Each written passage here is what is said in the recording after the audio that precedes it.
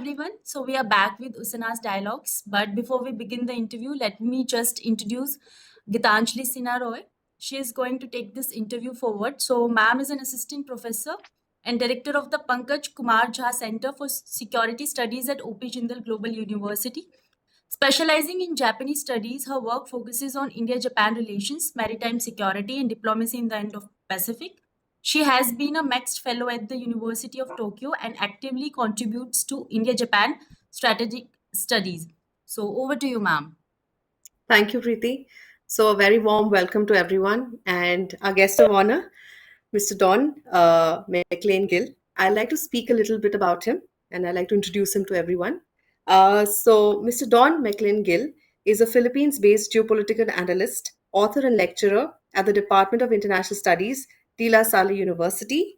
He has been an expert in Philippines foreign policy, maritime security cooperation, India Southeast Asia relations, and Indo-Pacific geopolitics. He has authored in many books, book chapters, peer-reviewed journal articles, and pieces for prominent international affairs platforms. A very warm welcome, Don. Thank you very much, Professor Gitanjali. It's a true pleasure to be here and looking forward to our discussion. All right, so let's go head on. Let's be very honest. China has been a cause of concern in the South China Sea for many, many years, right? It hasn't been something which has been in the last 5, 6 years. It's been happening for years, and China has not only focused on Philippines but other countries as well. Unfortunately, China has found various methods to get at the various countries, also build artificial islands, strengthen itself in the domain of military, and unfortunately created a situation of fear, threat, and the expansionism has constantly worried the Southeast Asian countries. Having said that, I think one thing we need to understand, since we have Don with us, who's a Philippines expert, we have to understand, if I'm correct, 2012 was the time where Philippines actually started facing the issues with China. And if I may start with my first question, Don, how have the South China Sea issues, conflicts, disputes evolved over the period of time for Philippines? What is your take on that? Right, thank you. And you've wonderfully outlined the initial issue at hand. Now, one thing that we need to take note of, there are 2 points I'd like to make, if I may, based on the introduction, is that one of the advantages of China is its consistency towards its expansionism. Chinese expansionism, as I've argued on several occasions, started with the creation of the PRC. We talk about Tibet, we talk about Aksai Chin, we talk about Shaksgam Valley, 1970s war with Vietnam. And regarding the second point that you've mentioned, 2012 wasn't actually the first major issue that the Philippines had with China. In fact, it was as early as 1995 when China illegally occupied Mischief Reef, which is well within the 200 nautical mile lawful exclusive economic zone of the Philippines.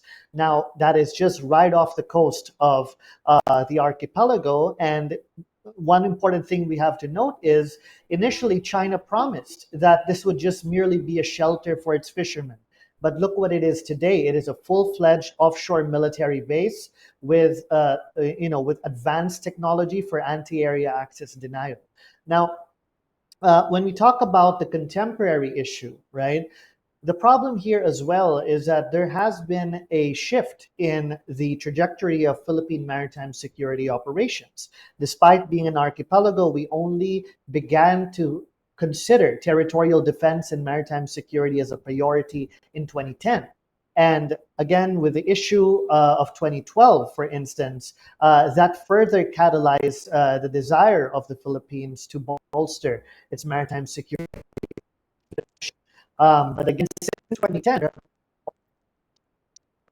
are several different dimensions to our approach to maritime security, from the Aquino administration to the Duterte administration and the Marcos Jr. So today, the issue at hand is not one of a dispute, but one of a de facto occupation of China within the lawful exclusive economic zone of the Philippines. But one thing that the Philippines continues to espouse is that we are not against China's rise. We are not China, but we are against the PRC's unilateralism within our lawful waters. And that is becoming a critical issue that has, in fact, gained national discourse level when it comes to public opinion, to the point that the midterm elections of 2025, based on a number of important nationwide surveys, over 80% of Filipinos say that we would not vote for a candidate that would want to cozy up to China. And you can see how that national security aspect has reached national level discourse in that regard. Okay. You spoke about elections, Don. Okay. So, honestly, with regard to what we are reading and studying, and what's coming in the media also, is the way President Marcos' administration is functioning. Obviously, we are seeing that President Marcos' administration is looking at a change in foreign policy.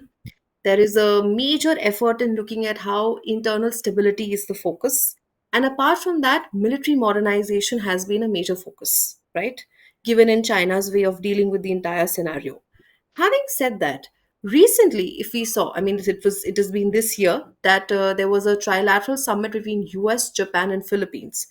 And after that, we recently had the first maritime dialogue with the US, Japan, and Philippines. Do you think this trilateral summit or this maritime dialogue could also be a greater nudge to China with regard to what it's doing in the South China Sea? Well, we have to understand the dynamics of the current Marcos Jr. administration, and to say or paint, there's some articles, there's some commentaries that label the Philippines under Marcos Jr. as, two things, either extremely anti-China, and on the other hand, one that is very pro-US. Now, we have to sort of take it with a little grain of salt, with more nuance when you look into the Philippine foreign policy today.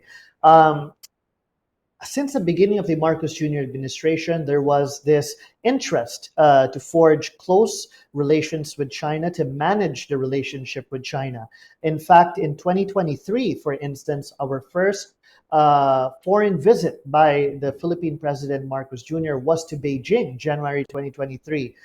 They thought about managing relations and even established a hotline, etc. But the problem was, few weeks after, China began shining military grade lasers on the Philippine Coast Guard and the fishermen. The idea of water cannon operations became normalized, particularly in the Second Thomas Shoal, or the Ayungin Shoal, as we call, where the rusty naval ship is docked. That's our sort of physical presence there. And on top of that, of course, this provocations continued. Now, being a sovereign state with the desire to protect our sovereignty and sovereign rights, our maritime boundaries, we had to do something. Marcos Jr. was quick to realize that what China says at the political level is not what it does at sea. So, given our limited resources, I think the most practical thing was to work with like minded partners. And pretty much at the core of the Marcos Jr. foreign policy is to have the Philippines act as a proactive stakeholder in the rules-based order, particularly in the Western Pacific. So the Philippines has established itself as a fulcrum for cooperation, East and West. But two important partners are very crucial to Philippine national security calculations. One, of course, is our sole treaty ally, the United States, and second is Japan, to the point that I've actually highlighted this on several occasions, that Japan is in fact becoming our quasi-ally, to the point that it is almost up to par with the significance we give to the United States. The trilateral was in fact something that Prime Minister Kishida wanted. He was the one who catalyzed the trilateral as well. So in that regard, we could say that the Philippines now, with Japan and the US, based on your question, is trying to explore options to ensure self-reliance, but also bolstering its maritime security capabilities. So it's not just maritime patrols and joint exercises, but also capacity building in the maritime security sphere. Japan is providing us patrol boats, for to maintain our presence, but also at the same time, the U.S. has also been providing a lot of aid to bolster our Philippine Coast Guard efforts. But more importantly, we were also the first recipient of the official security assistance of Japan. the radar systems, and there are more to come that would help us in our intelligence sharing and the coordination and operations in the West Philippine Sea. But more importantly, the trilateral is also becoming a hub to extend beyond just the trilateral. So we see Australia coming in terms of the Squad, for instance. We have countries like France and Japan that are also trying to anchor into the trilateral to extend their maritime presence as well. And we have the United Kingdom going in it as well. In fact, in 2019, we had a first ever quad-like exercise between the Philippines, India, Japan, and the United States. It was a one-off, but it's still significant, right? And we could talk about that later on. But now the Philippines is trying to leverage its like-minded partnerships for the improvement of its maritime security capabilities to ensure that the West Philippine Sea is kept free, open, and rules-based with the presence of friendly countries, and to ensure that it does not become monopolized by a revisionist expansionist power, which is China. So the idea here is presence. Presence is of significant value. And on the economic front, it's also resilience. We also have an issue when it comes to the Chinese monopoly over our critical minerals like nickel. 90% goes to China. So the Luzon economic corridor between the US, Japan, and the Philippines aims to reroute that. But of course, it's a long-term endeavor. But that also opened up ways for interstate cooperation. Sweden and South Korea, for instance, are also showing their interest in this. Recently, the Adani Group was also in the Philippines to explore areas for infrastructure as well. So we could see how the Philippines is trying to leverage its position to work with as many partners to counter the threat that China is posing. Okay, Don. It's a little different question. Last year, we saw that Philippines got many security partners. India was one, Vietnam was one, Singapore was one, the Germans were another. What do you think brings all these countries towards Philippines? Do you think it's the 2016 arbitral award, or is it the recent Maritime Zone Act which has been brought in, or is it the way Philippines has been establishing itself around the Sea Lanes Act which has happened recently? Do you think it's that newfound confidence that Philippines has is what it's attracting like-minded friends, or is it something more that the eye can't see? Well, the 2016 arbitral ruling came out in 2016, right? And this coincided with the former administration of Rodrigo Duterte. Now, under the Duterte administration, he sought to sideline Philippine sovereignty and sovereign rights issues with a misplaced hope of appeasing China for economic concessions. And this also relied on deviating away from traditional partnerships. In fact, throughout the 6 years, Duterte never visited any Western country for a state visit, right? So that's the level of animosity and symbolism that he was trying to show. But at the end of the day, the defense and foreign policy establishment of the Philippines were pushing back against the Duterte idea of seeking closer ties with China. You had the secretary, you had the foreign affairs secretary, and the military, the brave hearts of the Philippine Armed Forces, continuously doing their duty to deter Chinese expansionism and unilateralism. But however, towards the end of the Duterte administration, he was forced to make a U-turn away from China, recognizing that one, the economic aspect did not really materialize. In fact, far from it. The Filipino people were in fact frustrated with the way that, for instance, Duterte handled the 2019 boat incident when the Chinese forces rammed the fishing boat, leaving a number of Filipinos to drown. It was in fact the Vietnamese that helped us. And of course, in 2019, at the peak of the Duterte administration, we have to remember that there was a nationwide survey. I think it was a SWS survey and the Pulse Asia survey from June and July, stating that over 80% of Filipinos want the president to become more assertive in the West Philippine Sea and not to trust China. And this was at the high point of the Duterte administration. So seeing all this combined, eventually towards the end, the final year, we had our largest Balikatan exercises with the United States, the largest since ever since. So we had that in 2022 under Duterte.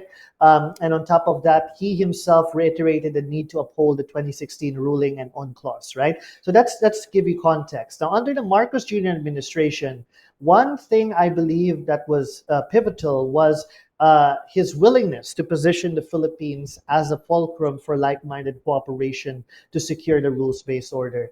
And we have European countries, for instance. We know what's happening in Eastern Europe, for instance. We know the turmoil that is taking place in the Middle East. So obviously, European countries would need to have an appetite for diversification. And of course, most of that diversity in economic relations are taking place in Southeast Asia. Now, the problem for European states is that the majority of Southeast Asian states are not very open in engaging deeper with them in maritime security cooperation. The Philippines, being a fellow democracy, has also established its willingness to work with them and to serve as an anchor for countries beyond the Indo-Pacific to maintain their presence here. But of course, this is not to say that countries like Germany and all that will be deeply involved militarily. No.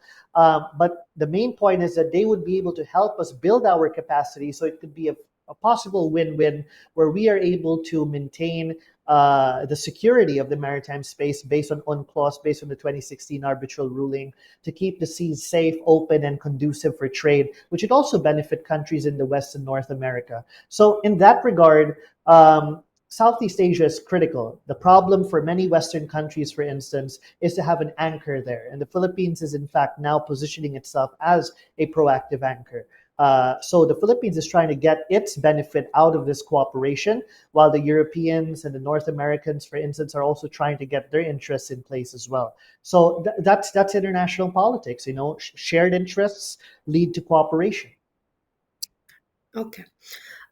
Earlier, Don, you spoke about how Philippines is economically dependent on China. See, I want to understand one thing. On one side, you're economically dependent on China. The other side, you're facing an issue in the South China Sea, and you're speaking up, and you got the 2016 arbitral award. So it's sort of a, can we call it a relation which is conflictual and cooperation based?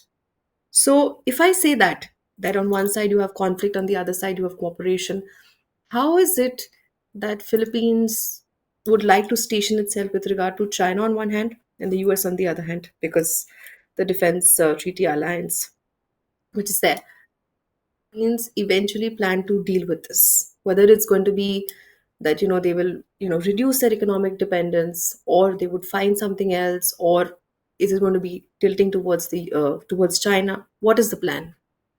Well, this is not an exclusive issue when it comes to, the issues regarding the asymmetric economic relationship between countries and China. If you look into all the Quad members, for instance, a major sticking point is their economic relations with China, their vast economic relations. The Europeans are also faced with such. Obviously, Southeast Asia is deeply ingrained. The role of China in economic policy is deeply ingrained. The Pacific Islands are going for it as well, Central Asia. So the idea of the economic factor will always be a sticking point. In fact, this is something that is not exclusive to the Philippine issue as well. But if we look into the numbers, for instance, China has been gaining more from us than we are gaining from China. Our export destinations are largely the US, Japan, South Korea, Australia, for instance, Singapore. Our FDIs are from Japan, Singapore, the United States, but our import source comes from China the most. So that is the advantage that China has. And of course, if you look at it from an ASEAN perspective, ASEAN members often export raw materials, raw goods to China, while China exports ready-made goods to us, which makes it harder for us to leverage on negotiations with China. So in that regard, the economic aspect is a sticking point. So I talked about nickel earlier. So yes, we intend to diversify, but we have to also remember that our imports from steel, majority comes from China as well. So in this regard, we are faced with that conundrum. And while the Europeans are talking about de-risking or decoupling, I think the best way forward is to at least de-risk from targeted industries, right? So from targeted critical industries, I mean, I think we'd be kidding ourselves to say that we could completely diversify away from China. I think no practical thinker would ever say that. I think it's absolutely difficult because the opportunities that were presented to China in the early 2000s allowed it to exploit these opportunities to establish itself economically speaking. 35% of world manufacturing is in China, while countries like the US are declining in terms of manufacturing. So, what is the Philippines trying to do? Well, obviously, it has to engage with partners for long-term economic prospects. That's the key here. The problem we've had ever since is we are a net importing country, so we didn't really have the capacity to sort of bolster our manufacturing base, but we are slowly seeing some changes. So, for instance, we were a traditional shipbuilding nation, but that went down the drain a few years back. But today we are seeing a reinvigoration in our shipbuilding industry by virtue of South Korea and the US helping us at Subic Bay. The French are also planning to help us with that. When we look into them providing us over 30, or sorry, 40, no, 30, no, 40, 40 patrol boats, Parola class patrol boats, 20 of which would be manufactured in the Philippines. So that would also boost our skill set, for instance.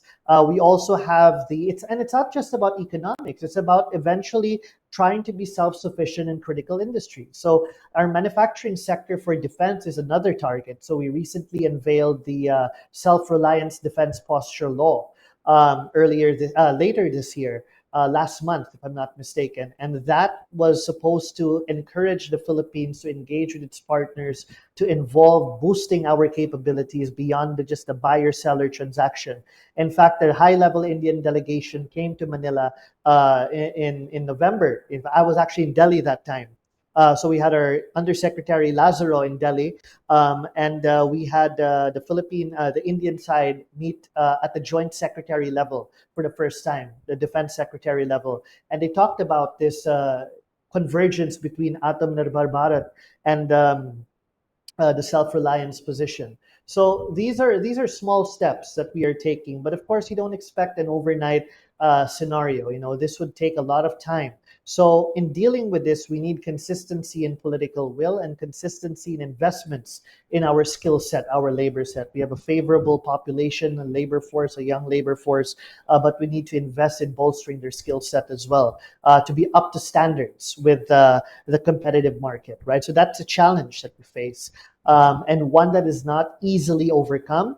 What we are doing now is institutionalizing our partnerships to ensure that the activities that are ongoing now will continue. We're involving as many actors possible, not just state-led, but also businesses, civil society organizations, and actors to ensure that the process continues, even when it comes to changes in political headwinds, which we have seen in the past few years. So it's a long-term process. Saying that it would be done simply in 6 years is, again, not possible. This would require a lot of consistency. So that's the key. If we are able to keep this up in the long run, like I said, China has been consistent since 1949 to get where it is today.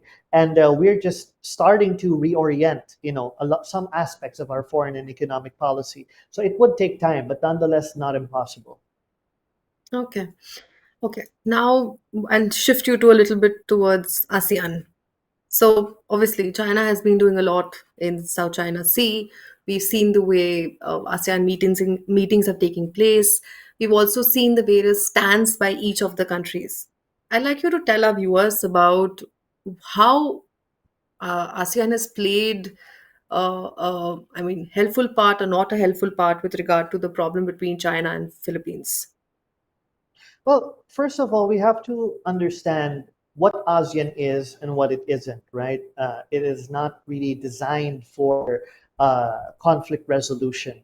So, in that regard, sometimes we have to temper our expectations when it comes to what ASEAN can do.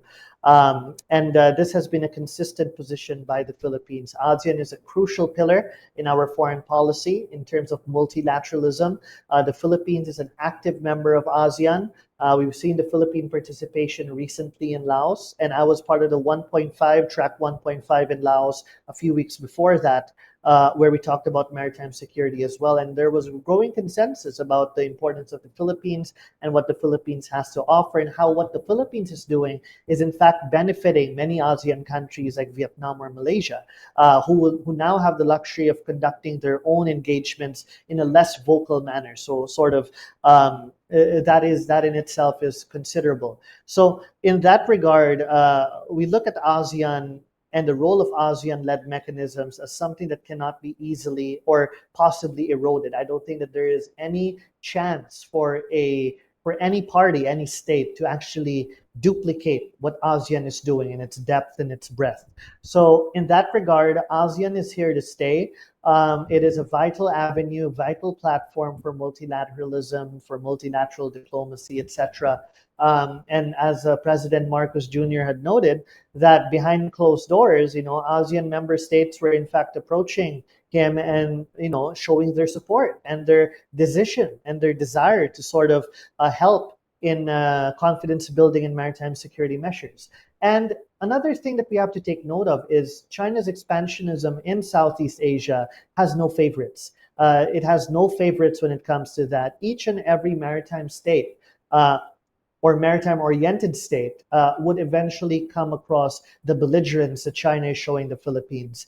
In the past few months, we've seen a lot of atrocities being committed to Vietnamese fishermen in their waters, in their exclusive economic zones. And Vietnam has, in fact, become more vocal when it comes to China seizing their sailors and putting them behind bars. So in that regard, we could also see the shift in Vietnamese foreign policy, despite the fact that they do maintain their multi alignment to the core. But the degree of multi alignment has, in fact, shifted based on the increasing aggressiveness of China. So, yes, we don't expect Vietnam to take sides, but then it is still trying to expand its multi alignment approach by working closely with other countries that have been at the receiving end of China's aggression. So, in the Philippines, for instance, we had our first ever joint Coast Guard drills with Vietnam.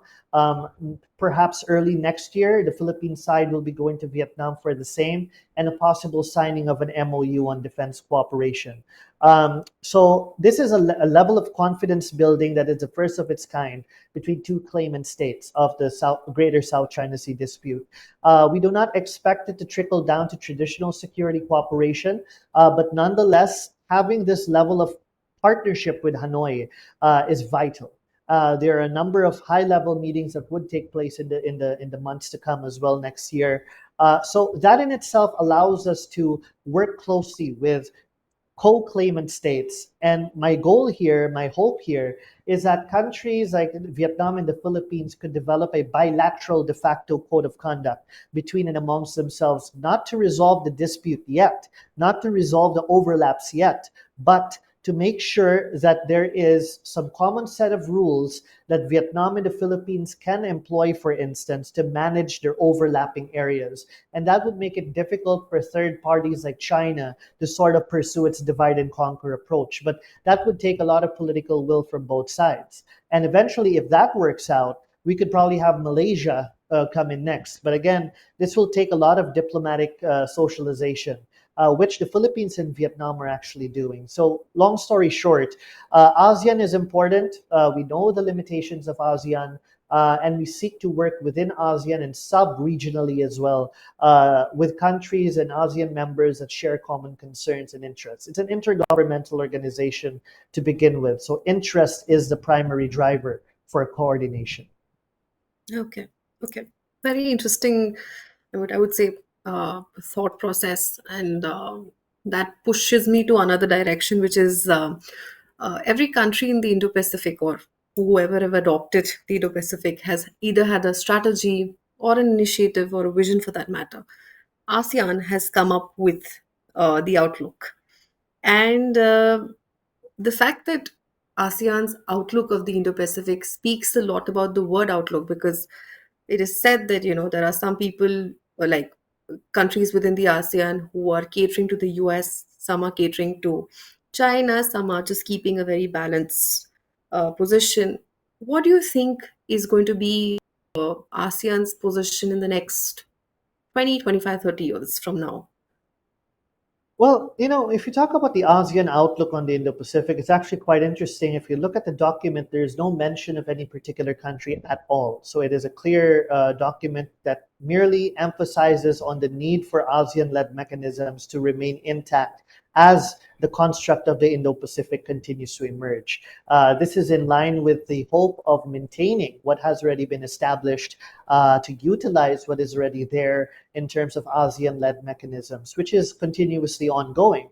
But to say that there's one collective strategy, like an EU strategy to the Indo-Pacific, it's a bit different when it comes to ASEAN, because individual countries are channeled by their individual interests, perspectives, and threat perception. So again, given that and the role of non-interference and the role of sovereignty first, it is unlikely to have a clear-cut strategy where the 10 members of ASEAN and eventually 11 would follow through in a rigid manner. That's just not going to happen. So this is why the ASEAN outlook was quite broad. But the main essence there was to utilize the ASEAN-led mechanisms as the Indo-Pacific continues to unfold, as the power competition continues, and as there are more security arrangements, the Quad, the Squad, the AUKUS, and all these things. So in that regard, that's the purpose of the AOIP, to set the parameters based on ASEAN's perspective. But the operationalization and the interpretation would in fact be dependent on individual states, the individual ASEAN states, because that's what matters at the end of the day.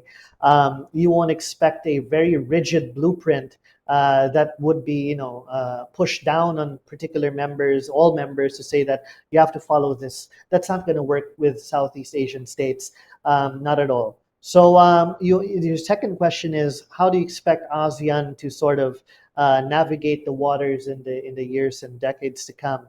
Well, there's always that wariness within ASEAN about the identity crisis, whether we would still remain relevant or not.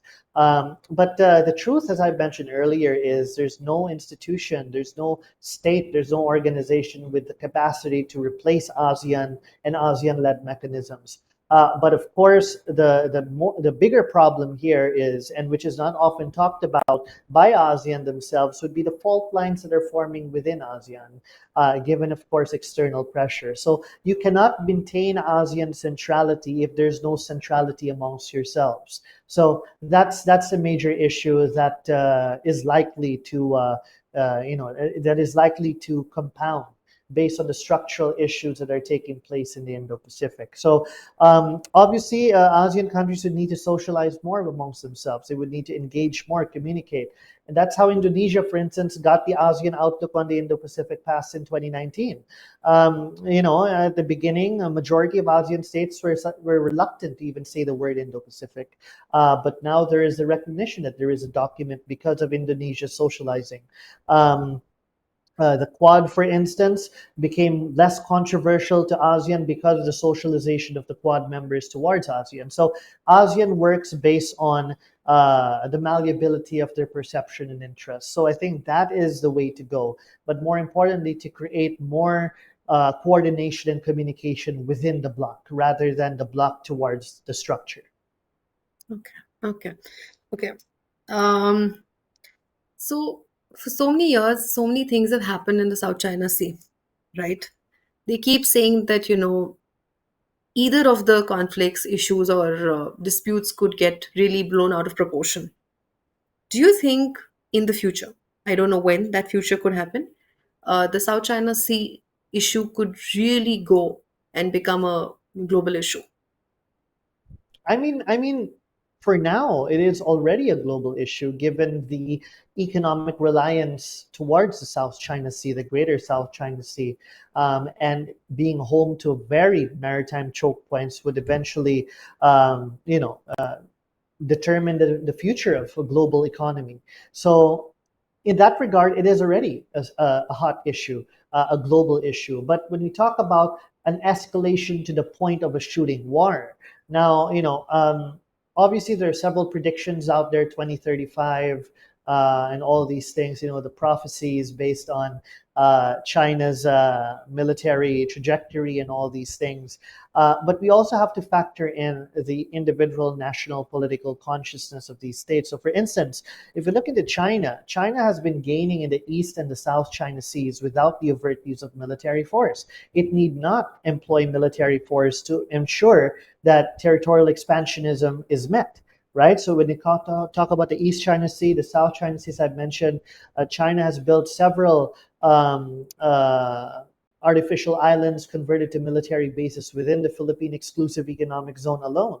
It is pushing its claims in the Gulf of Tonkin vis-a-vis Vietnam, and it is also harassing Malaysian fishermen and Malaysian officers, particularly in the new energy structure within Malaysia's EEZ. So in that regard, it has time and it has money in its hands. And that gives and political continuity at that point. I mean, with Xi Jinping at the helm, so they can afford waiting. They can afford wearing down the target state, right? So in that regard, that would be the priority of Beijing, given that it even knows its military limitations. I mean, we talk about Russia and Ukraine.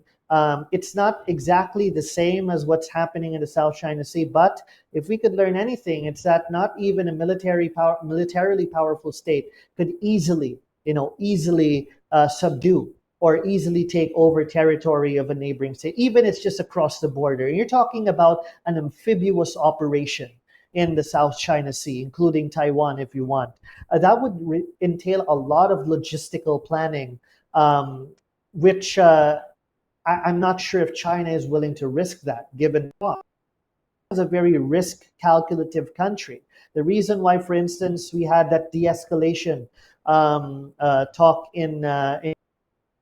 for instance, when the Indian Army took over the Pangong So, right? The heights of the Pangong So, the Operation Kailash, that pushed China to sort of have a disengagement, a de-escalation agreement. But then it locked up after that was done. Because the idea here is, to ensure that we still continue to, or it continues to get as much as it can. But when it comes to risk calculation, it becomes sensitive to that. The provisional arrangement, for instance, in the Ayungin Shoal, which took place in July 21, the day before the State of the Nation address of the president. That was a result, perhaps, of China's concerns over potential heightened miscalculation after the June 17 incident when the Chinese forces cut off the soldier's finger, the Filipino soldier's finger, within Philippine waters. So that's another issue. And when the U.S., for instance, said that we'd be willing to take part in future joint activities, while the Philippines declined that offer for now. But there was an element of horizontal escalation which China was just not willing to risk. So while we have the provisional arrangement at the Ayungin Shoal, which is relatively quiet for now, it has escalated the situation in other parts of the West Philippine Sea, the Sabina or Escoda Shoal, and the Scarborough Shoal or the Bajo de Masinloc. So in that regard, this is another element of salami slicing, because it has time. It takes bit by bit. While it is temporarily limited strategically in one critical area, it tries to offset that by escalating in other areas where the risk is much lower. So that's what it's doing in the Escoda Shoal, for instance, where it has now been barring Filipino fishermen entry. The Scarborough Shoal, for instance, is a traditional fishing ground, but it also has conducted a de facto occupation of that area too. So, and with the recent provocation. So, in that regard, the idea here is to apply constant force and pressure and cost on China to make sure that it responds to it, right?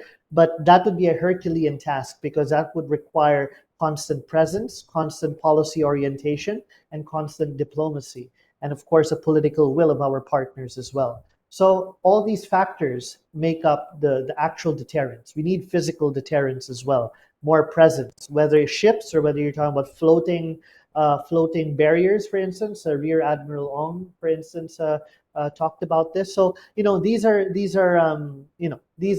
options that we have, for instance. But it's not going to be easy. It's a long-term approach that would require a lot of political consistency. Okay, Don. Don, thank you. Thank you so much. And Preeti, should we open the floor for questions? Yes. Uh, Don, I must yes. say you explained everything so well. I mean, I Shresh No, also no, Sharma thank you, has thank you. raised his hand, and I beg Ida your also. So we can Okay, go one okay. by one. Sure, sure. Would the participants May I ask? themselves?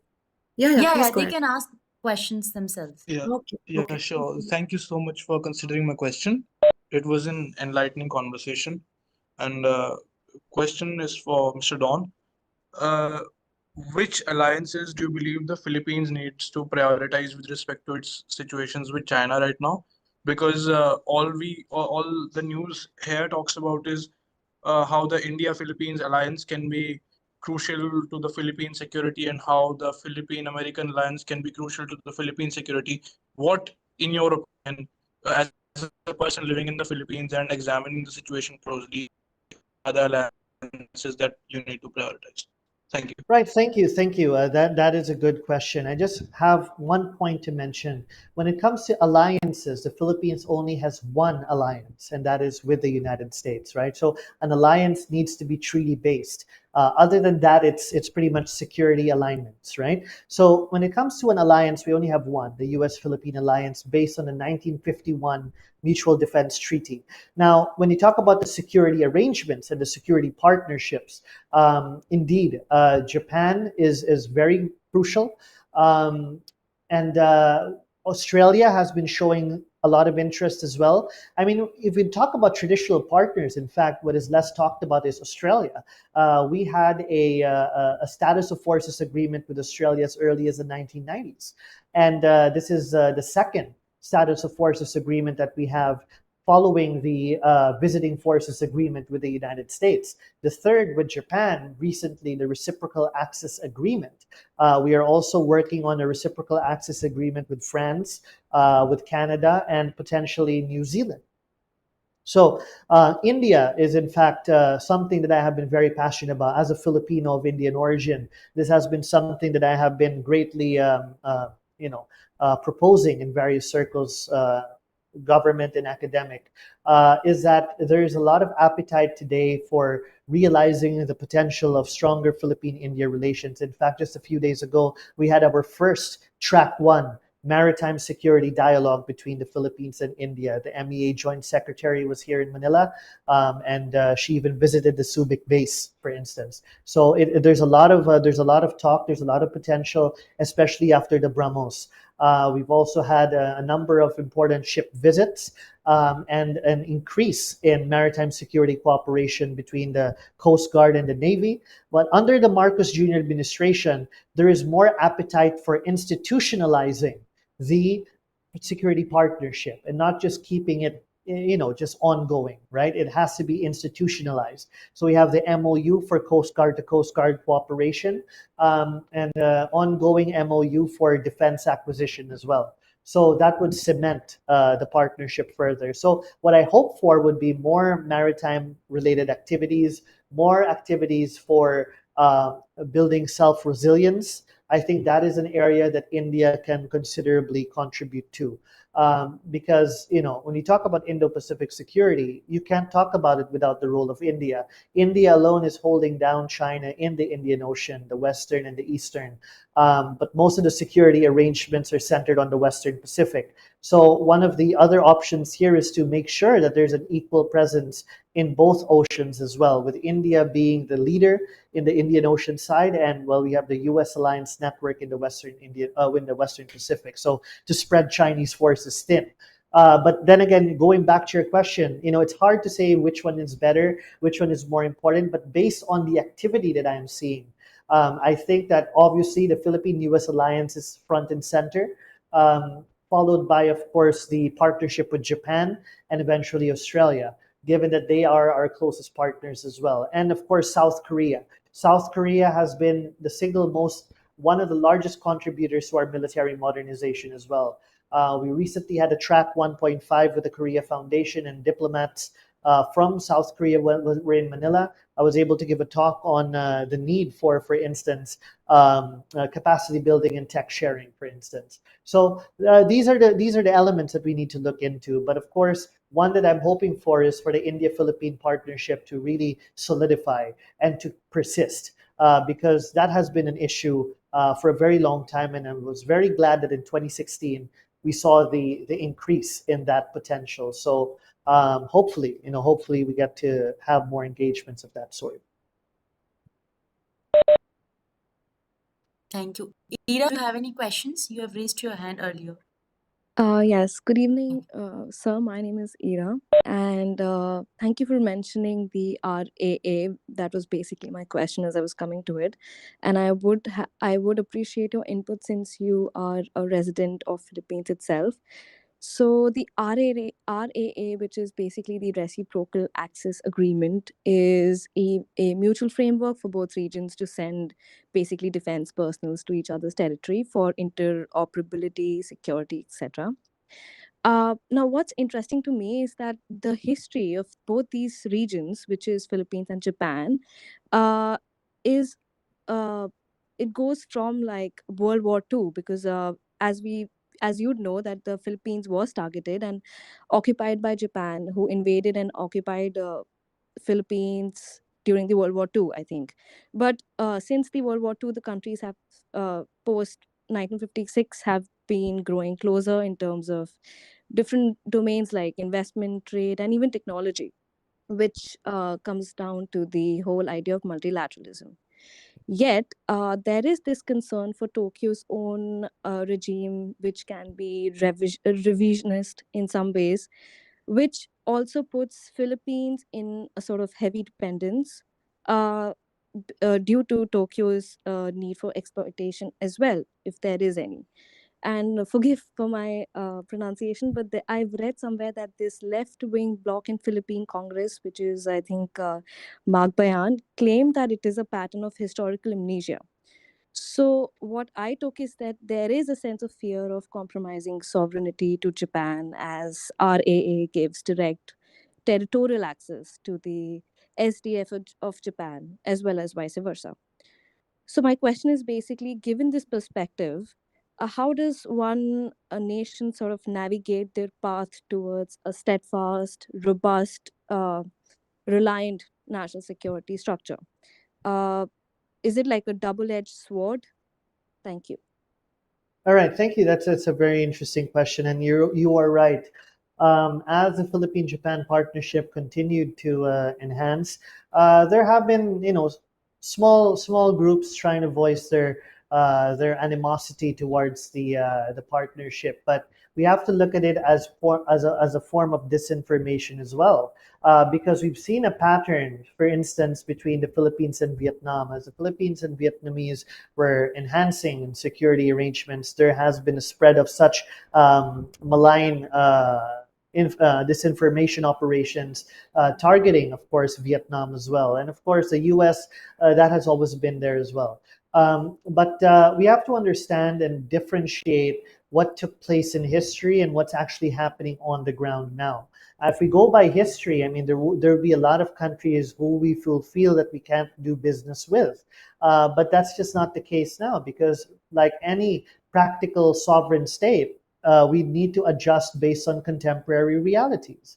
And the contemporary reality here is that Japan has been front and center in supplementing the national security interests of the Philippines. And in fact, the reciprocal access agreement is a lot more benign than it is made to be by those that try to peddle similar disinformation, the left blocker, whatever.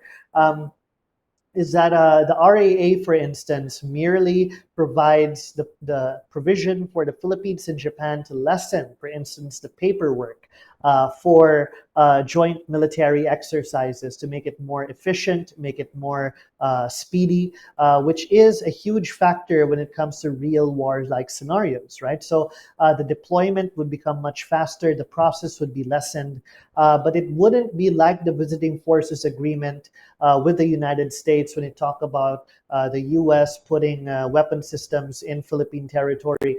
Japan has not expressed interest in that level as well. So it's much different compared to the visiting forces agreement with the United States.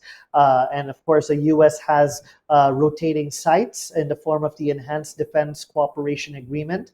We have 9 rotating sites of the United States. Japan doesn't have that. So in that regard, the RAA is to provide the Philippines and Japan the opportunity to enhance and expedite the level of their cooperation, to deepen it, and to make it more matured based on the emerging threats. But of course, the RAA is very strict on the sovereignty issue. To make sure that only aspects that are agreeable to both countries can be undertaken. So I think that is something that needs to be brought up. And I think that at the front and center of this would be the national security interests of both countries, and that it needs to be consensus based. So in that regard, we have to be careful about how we perceive certain issues based on what particular groups say, because in the Philippines, we have had an increase in malign information operations since 2022, where deep fakes and quasi-academics have ended up forming groups to sort of peddle information that goes against the national security interests of the country. And that is something that we are trying to push back with the government plus academic and private partnership, whole of a nation approach. So we are in such times where information operations are in fact on the rise. But thankfully, public opinion still remains relatively supportive of the country's foreign policy and security direction in the West Philippine Sea. Thank you so much for your question. Answer. No worries. Do we have any more questions?